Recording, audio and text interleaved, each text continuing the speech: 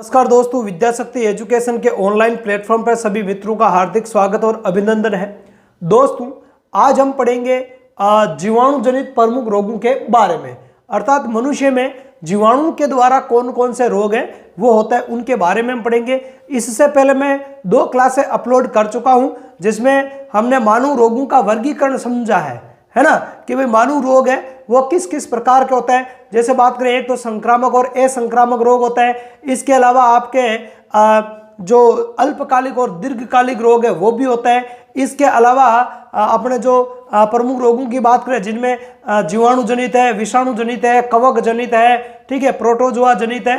तो इस प्रकार के रोगों का वर्गीकरण हमने डिटेल से पहले की 2 क्लासों में पढ़ लिया है, ठीक है। और साथ ही साथ हम संक्रामक और असंक्रामक रोगों को भी पढ़ चुके हैं और अल्पकालिक और दीर्घकालिक रोगों के बारे में भी पढ़ चुके हैं। तो यदि वो क्लास आपने नहीं देखी है तो आप बायोलॉजी की प्लेलिस्ट में जाकर उन क्लासों को जरूर देख लेवे, ठीक है। तो उनमें से भी बहुत सारे प्रश्न हैं वो आने के चांस होते हैं, ठीक है। 2-3 टाइप के प्रश्न है, संक्रामक असंक्रामक रोग है या अल्पकालिक और दीर्घकालिक जो रोग है उनमें से भी बनते हैं, ठीक है। आज अपन पढ़ेंगे जो संचरण के आधार पर जो रोग है ना, उनके बारे में अपन पढ़ेंगे। जैसे कि जीवाणु जनित रोग है, विषाणु जनित रोग है, कवक जनित है, प्रोटोजोआ जनित है, इस प्रकार के जो रोग है उनके बारे में पढ़ेंगे, ठीक है। तो जीवाणु जनित मुख्यतः रोग कौन कौन से होता है उनके बारे में आज अपन डिटेल से पढ़ेंगे, ठीक है। आज की क्लास में केवल अपन जीवाणु जनित जो टॉप जो रोग है उनके बारे में अपन पढ़ेंगे। तो देखते हैं कि जीवाणु जनित प्रमुख रोग होते क्या है और ये एक व्यक्ति से दूसरे व्यक्ति में किस प्रकार से फैलता है, तो इसके बारे में अपन जानकारी करते हैं। तो देखो, मानव में जीवाणु मतलब बैक्टीरिया, जीवाणु का मतलब क्या है, बैक्टीरिया द्वारा अनेक रोग है ना, अनेक रोग होते हैं। ये रोग जल के द्वारा, वायु के द्वारा या दूषित भोजन, किसके द्वारा, दूषित भोजन के द्वारा, स्पर्श है ना, छूने से, या असुरक्षित यौन संबंध है ना, असुरक्षित यौन संबंध बनाने आदि के द्वारा एक रोगी व्यक्ति से है ना, किससे, एक रोगी व्यक्ति से एक स्वस्थ व्यक्ति में, किसमें, एक स्वस्थ व्यक्ति में संचारित या फैलते हैं। आगे बात सुन।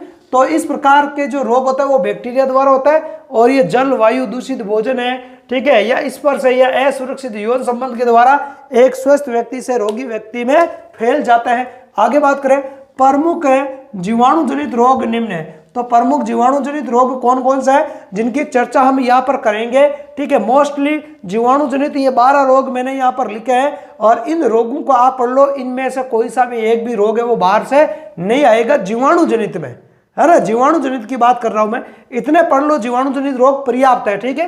तो देखो, इसके बारे में सबसे पहले अपन पढ़ेंगे हैजा। एक तो होता है हैजा जीवाणु जनित, इसके अलावा निमोनिया, ये भी जीवाणु जनित, टिटनेस, टाइफाइड, टाइफाइड के 2 नाम और है, मियादी बुखार और मोती जरा भी इसको कहा जाता है। आगे बात समझ में। अगला है आपके प्लेग, कौन सी बीमारी, प्लेग। और इसके बाद है क्षय रोग, क्या बोलते हैं, क्षय रोग। क्षय रोग का एक नाम है टीबी और एक है तपेदिक। आगे बात सुन। तो ये क्षय रोग को ही कहते हैं। 7वां है आपके डिप्थीरिया, कौन सा रोग, डिप्थीरिया। और 8वां है काली खांसी, है ना, काली खांसी। और 9वां जो रोग अपन पढ़ेंगे वो है कोढ़ या कुष्ठ, या जिसको अपन लेप्रोसी बोलते हैं, तो इसके बारे में भी पढ़ेंगे। और एक है आपके गोनोरिया, कौन सा, गोनोरिया। इसके अलावा सिफिलिस और इसके अलावा आपके पेप्टिक वर्ण, कौन सा, पेप्टिक वर्ण। गोनोरिया को सुजाग भी कहते हैं, ध्यान रखना, कौन सा रोग कहता है, सुजाग। गोनोरिया को क्या कहता है, सुजाग भी कहा जाता है। तो ये भी आपको ध्यान में रखना है। तो इन 12 रोगों के बारे में 1 बाय 1 करके अपन पढ़ते हैं, ठीक है, कि भाई ये रोग क्या है, इन रोगों का रोगजनक क्या है, कौन से जीवाणु के द्वारा ये रोग होता है, ठीक है। इन रोगों के अंदर प्रभावित अंग कौन सा होता है, हमारे शरीर का कौन सा अंग है वो प्रभावित होता है, इसके साथ साथ रोग के लक्षण क्या है, ठीक है। तो इनके बारे में अपन यहाँ पर डिटेल से पढ़ लेते हैं, ठीक है। सबसे पहले अपन देखते हैं हैजा के बारे में। किसके बारे में, हैजा। तो हैजा क्या होता है, देखो इसके बारे में बात करें तो इसका जो रोगजनक होता है वो होता है अपने विब्रियो कोलेरी। क्या होता है, विब्रियो कोलेरी, मतलब ये जीवाणु है। क्या है, विब्रियो कोलेरी क्या होता है, जीवाणु होता है, जीवाणु जनित है, ठीक है। तो ध्यान रखना, हम वैसे ही जीवाणु जनित रोग ही पढ़ रहे हैं, ठीक है। तो ये हो गया जीवाणु इसके अलावा इसमें जो प्रभावित अंग है वो आंतें होती है, आंत है ना, जो हमारी आंत होती है ना, आंत छोटी आंत होती है, वो इससे प्रभावित होती है। अब इसमें होता है क्या, इसका संचरण क्या होता है, देखो संचरण किस प्रकार से होता है, संदूषित जल एवं भोजन के द्वारा, है ना। दूषित जो जल है, दूषित जल का मतलब है विब्रियो कोलेरी जीवाणु युक्त जो जल है ना, उसके द्वारा या फिर ऐसे जल का प्रयोग भोजन बनाने में उपयोग कर लिया जाता है, तो भोजन के साथ में भी इसका संचरण है वो हो सकता है। आगे बात समझ में। इसके अलावा अगर अपन बात करें तो इस रोग के प्रमुख लक्षण है वो क्या होता है, लक्षणों की अगर अपन बात करें तो इसके जो लक्षण है वो होता है आपके लगातार दस्त, है ना, पेट दर्द और दस्त, ठीक है, साथ ही साथ उल्टियां, साथ ही साथ क्या होती है, उल्टियां भी होती है इसमें, और लगातार दस्त व्यक्ति को होता है, ठीक है, तो उसको बोलते हैं हैजा, क्या बोलते हैं उसको, हैजा बोलते हैं। और इस रोग का जो अन्य नाम है, अन्य नाम क्या हो जाएगा, इसका अन्य नाम होता है कोलेरा, इसको अपन कोलेरा भी कहते हैं, क्या कहते हैं इसको, कोलेरा भी कहा जाता है। और आगे अपन दूसरा रोग लेते हैं, दूसरा अपने निमोनिया, कौन सा है, निमोनिया। तो निमोनिया क्या होता है, निमोनिया का रोगजनक जीवाणु क्या होता है उसको देखते हैं। तो इसका रोगजनक जीवाणु होता है डिप्लोकोकस न्यूमोनी, ठीक है, जीवाणु है ये, बैक्टीरिया है, जीवाणु, ठीक है, जीवाणु कह दो या बैक्टीरिया कह दो, तो ये जीवाणु होता है डिप्लोकोकस न्यूमोनी। इसके अलावा इसमें प्रभावित अंग कौन सा होता है, प्रभावित अंग होता है फेफड़े, ठीक है, निमोनिया में प्रभावित अंग क्या होता है, फेफड़े। निमोनिया का जो बैक्टीरिया होता है वो फेफड़ों में चला जाता है, कहाँ चला जाएगा, फेफड़ों में चला जाएगा, ठीक है। अब इसका जो संचरण वो किस प्रकार से होता है, संचरण होता है वायु द्वारा, किसके द्वारा, वायु द्वारा होता है, ठीक है। अब इस रोग के लक्षण क्या है, लक्षणों की अगर अपन बात करें तो इसमें बुखार आएगा, ज्वर, ज्वर का मतलब बुखार आएगा, ठिठुरन, है ना, व्यक्ति को सर्दी लगेगी, क्या लगेगी, सर्दी लगेगी, ठंड लगेगी, सिर दर्द रहता है, साथ ही साथ फेफड़ों में क्या होती है, सूजन रहती है, फेफड़ों में सूजन रहती है, लगातार खांसी होती है। ज्यादातर ये जो रोग है वो बच्चों और वृद्धों में होता है, किन में होता है, इस रोग की अगर अपन बात करें तो ज्यादातर ये रोग होता है आपके बच्चों व वृद्धावस्था में ज्यादा होता है। ये जो वृद्ध व्यक्ति होता है ना, उनके अंदर ये रोग है वो ज्यादा होता है, निमोनिया रोग। आगे बात सुन, तो इनमें फेफड़े संक्रमित होते हैं ना, और कई बार अपन कहते हैं फेफड़ों में तरल पदार्थ भी भर जाता है,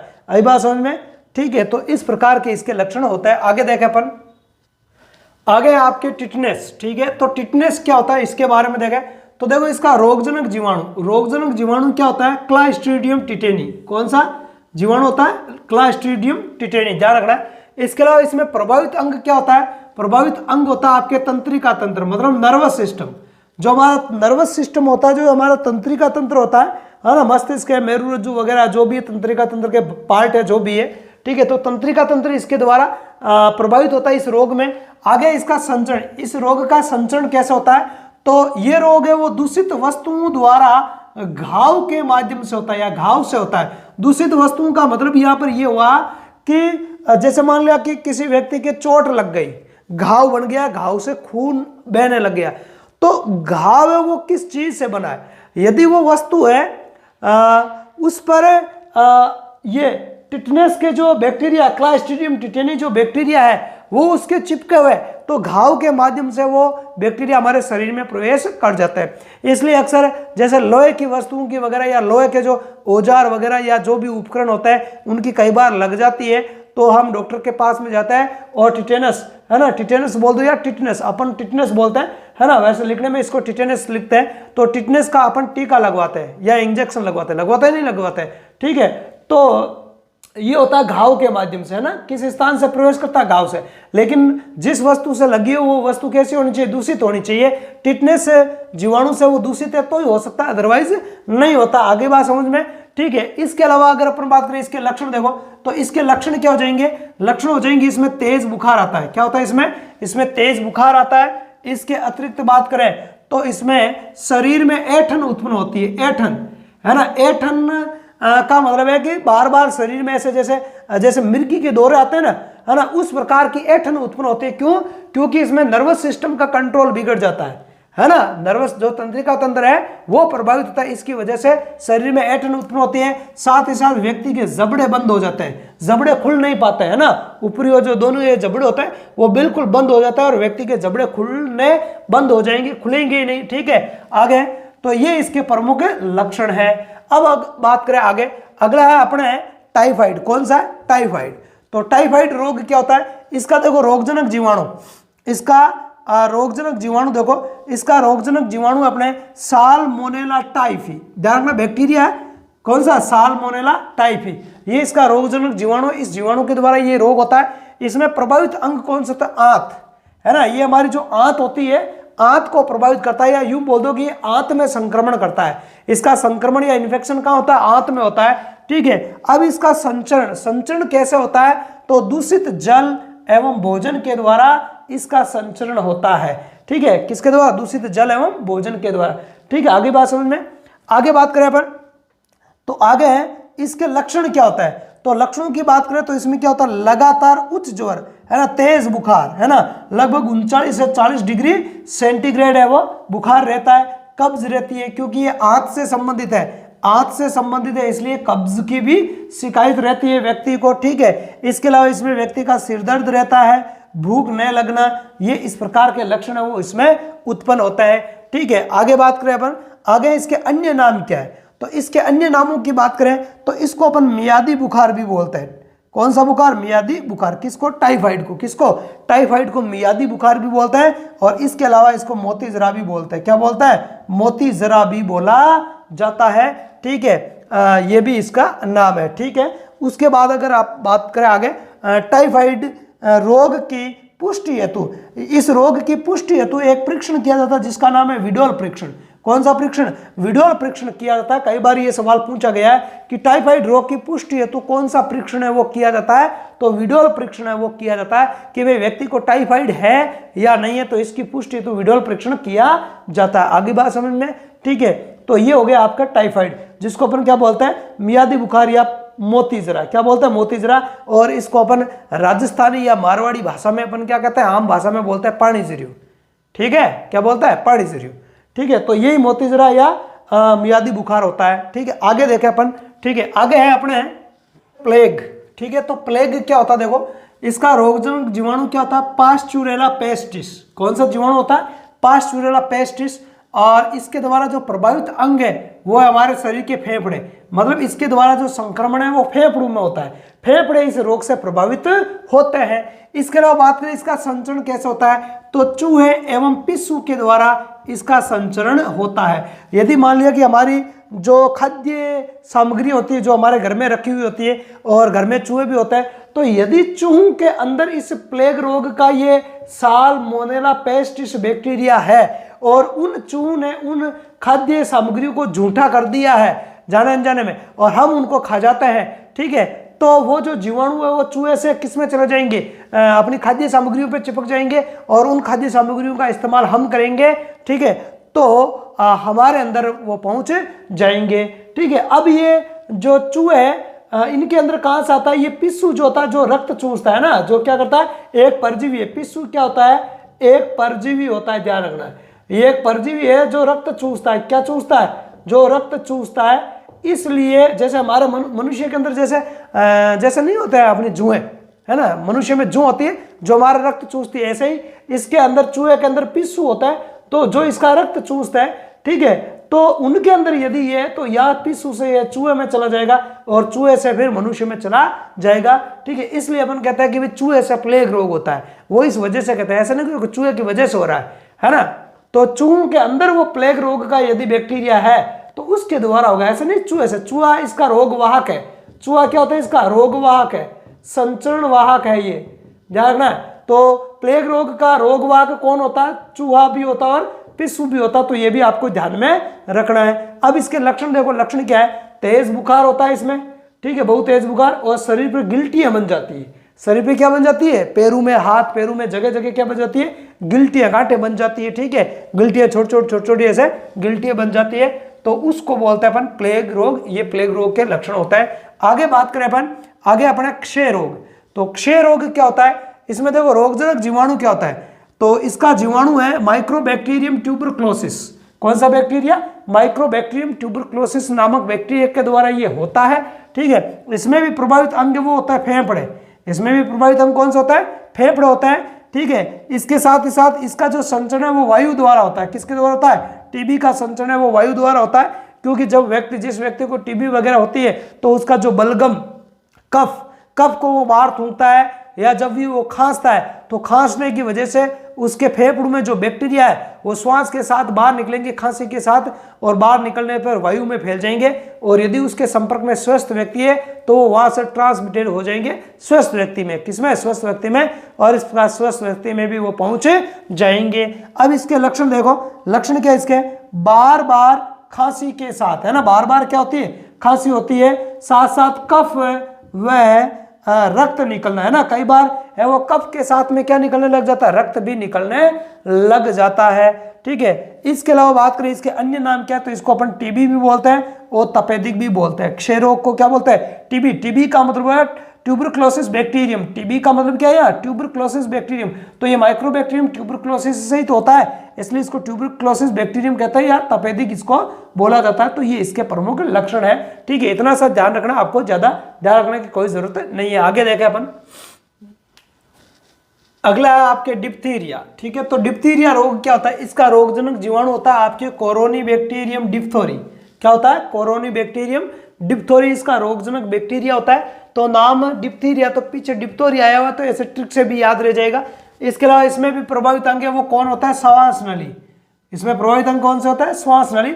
श्वास नली में सूजन वगैरह उत्पन्न हो जाती है, जिसकी वजह से श्वास लेने में कठिनाई होती है, ठीक है। संक्रमण श्वास नली में होता है। इसका संचरण है वो वायु के द्वारा होता है। किसके द्वारा होता है? वायु के द्वारा होता है। अब इसके लक्षण क्या है? सांस लेने में कठिनाई होती है। श्वास लेने में क्या होती है? कठिनाई, एवं दम घुटने लगता है, क्योंकि श्वास नली में सूजन वगैरह उत्पन्न हो जाती है, ठीक है। आगे बात करें, अगला है अपने काली खांसी। कौन सा? काली खांसी। तो काली खांसी क्या है? इसका रोगजनक जीवाणु देखो, रोगजनक जीवाणु होता है हीमोफिलस पर्टुसिस। कौन सा रोगजनक होता है? बैक्टीरिया का नाम है हीमोफिलस पर्टुसिस बैक्टीरिया। प्रभावित अंग कौन सा है? श्वसन तंत्र। ये भी श्वसन तंत्र को प्रभावित करता है। और इसके अलावा संचरण है वो वायु द्वारा होता है। किसके द्वारा? वायु द्वारा होता है। और इसके लक्षण क्या है? लगातार खांसी आना। तो श्वसन तंत्र को प्रभावित करने वाले जितने भी रोग है उसमें खांसी आना तो आम बात है, ठीक है। आगे बात समझ में।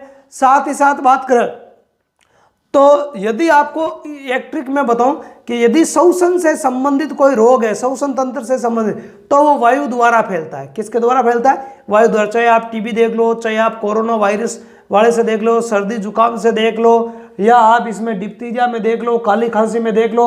ये क्योंकि श्वास तंत्र श्वसन तंत्र को प्रभावित करता है, तो 95% रोग ऐसे होते हैं जो श्वास के द्वारा जाएंगे श्वसन तंत्र। अरे श्वास लेता है तो वो पेट में थोड़ी जाती है, वो तो अपने फेफड़ों में जाएगी, तो फेफड़ों को ही संक्रमित करेंगे, मतलब श्वसन तंत्र को संक्रमित करेगा। और यदि दूषित जल और दूषित भोजन से कोई रोग होता है तो वो किसको प्रभावित करेगा? पेट को या आंत को। किसको?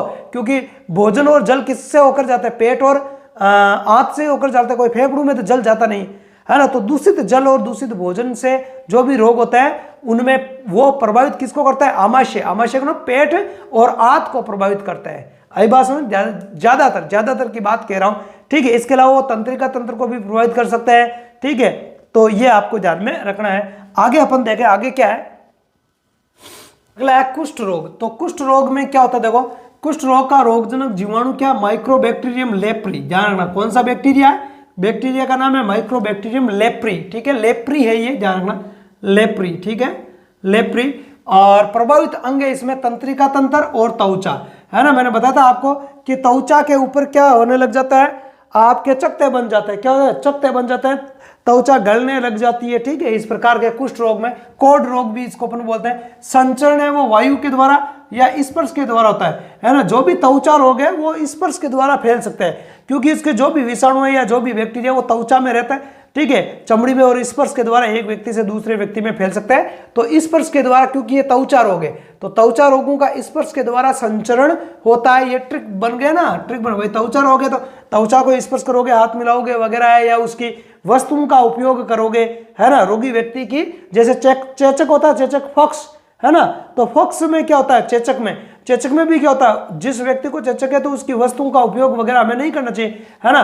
क्योंकि त्वचा के ऊपर जो चकते वगैरह बनते हैं तो उसमें बैक्टीरिया होते हैं, तो वो बैक्टीरिया हमारे अंदर तक भी पहुंच सकते हैं, ठीक है। आगे बात करें, लक्षण क्या है, शरीर पर चकते बनते हैं, शरीर पे क्या बन जाते हैं, चकते बन जाते हैं, और इसमें तंत्रिकाएं प्रभावित होती है, जिसे संतुलन है, शरीर का जो बैलेंस है वो बिगड़ जाता है, शरीर का बैलेंस है वो बिगड़ जाता है। और इसका अन्य नाम है आपके लेप्रोसी। क्या बोलते हैं इसको लेप्रोसी भी बोला जाता है, ठीक है। या एक और नाम हो गया इसका कोड, इसको क्या बोलते हैं, कोड, ठीक है, इसको अपन कोड भी बोलते हैं, ठीक है। आम भाषा में इसको कोड रोग बोला जाता है, ठीक है, कोड निकल जाती है, कहते हैं ना कोड निकल गई, तो वो कोड रोग, इस कुष्ठ रोग को कहते हैं। आगे देखो, अगला आपके गोनोरिया। तो गोनोरिया रोग का रोगजनक जीवाणु कौन सा है, नाइजीरिया गोनोरियाई। कौन सा बैक्टीरिया है, नाइजीरिया गोनोरियाई।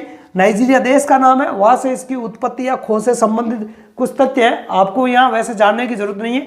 आगे इसमें प्रभावित अंग होता है मूत्र मार्ग, है ना, कौन सा है वो, मूत्र मार्ग, मूत्र मार्ग है वो प्रभावित होता है। और ये जो इसका जो संचरण है, इस रोग का संचरण है असुरक्षित यौन संपर्क द्वारा। किसके द्वारा, असुरक्षित जो यौन संबंध बनाते हैं उनके द्वारा।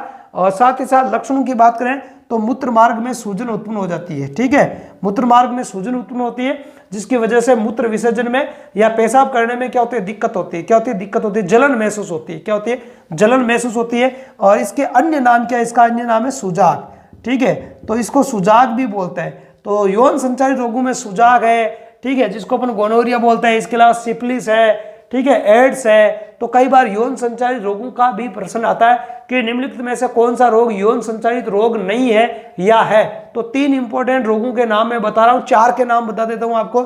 जैसे एक तो यौन संचारित रोगों में बात करें तो एक तो आपके ये आ गया, आपके गोनोरिया आ गया। क्या हो गया, गोनोरिया आ गया, जिसको अपन सुजाग कहते हैं। क्या कहते हैं, सुजाग कहते हैं। एक आ जाएगा सिफिलिस, अभी मैं बताऊंगा सिफिलिस, ठीक है। तो 2 हो गए, सिफिलिस और ये सुजाग को गोनोरिया बोलते हैं, 2 हो गए। इसके अलावा HIV एड्स 3 और एक लैंगिक मत्स्य। तो ये मुख्य 4 रोगों के नाम आपको याद रखो। जनरल साइंस में यौन संचारित रोगों में इस 4 से ज्यादा आपको याद रखने की कोई आवश्यकता नहीं है, ठीक है। आगे देखें अपन, आगे हैं